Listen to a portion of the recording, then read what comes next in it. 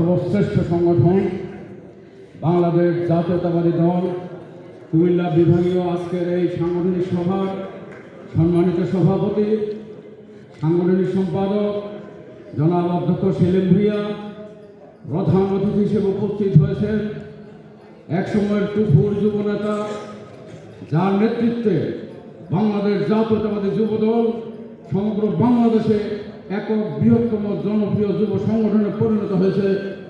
জাতীয়তাবাদী যুবদলের সাবেক সভাপতি, যার হাত ধরে আমার যুবদলের পথ চলা শুরু হয়েছিল, সাবেক বাণিজ্য উপদেষ্টা, বিএনপির সংগ্রামী ভাইস চেয়ারম্যান জনাব মোহাম্মদ বরকতুল্লাহ বুলু। উপস্থিত আছেন বিএনপির জাতীয় নির্বাহী কমিটির সংগ্রামী সম্পাদকবৃন্দ, জাতীয় নির্বাহী কমিটির সদস্যবৃন্দ, বিভিন্ন জেলা, মহানগর, উপজেলা এবং পৌর কমিটির সংগ্রামী নেতৃবৃন্দ, আসসালামু আলাইকুম।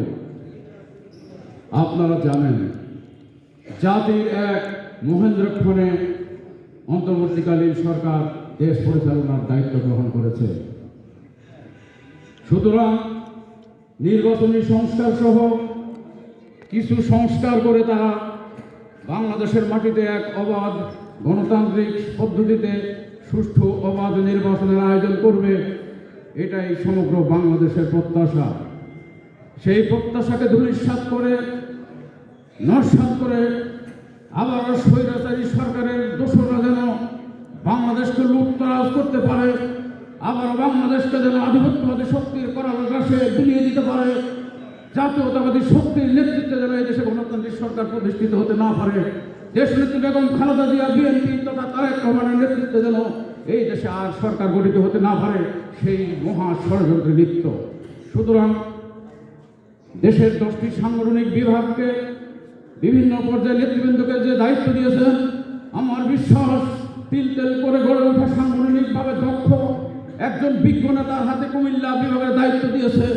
অতএব আমি বিশ্বাস করি আমাদের নেতা বরকতুল্লাহ বুলু বাংলাদেশ জাতীয়তাবাদী দলকে কুমিল্লা বিভাগের প্রত্যন্ত অঞ্চলে প্রতিটি জেলায়, উপজেলায়, ইউনিয়ন পর্যায়ে সংগঠনকে একটি শক্তিশালী, অত্যন্ত দুর্বার গতিতে আন্দোলনের একটি শক্তিশালী সংগঠন উপহার দিয়ে একটি বাংলাদেশ, নতুন বাংলাদেশের জন্য গড়ে উঠতে পারে, একটি নতুন বাংলাদেশের জন্য এই জাতিকে উপহার দিতে পারে, সেই ব্যাপারে গুরু দায়িত্ব পালন করবে।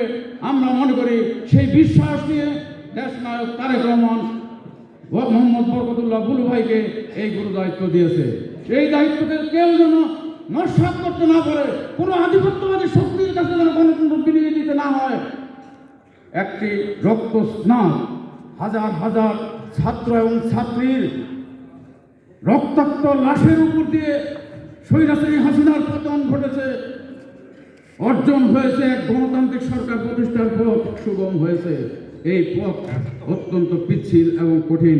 এই পিচ্ছিল পথ থেকে যেন আমরা পিছলিয়ে পড়ে না যাই, জাতীয়তাবাদী শক্তি দুর্বার আন্দোলন দুর্বার গতিতে এগিয়ে যাবে।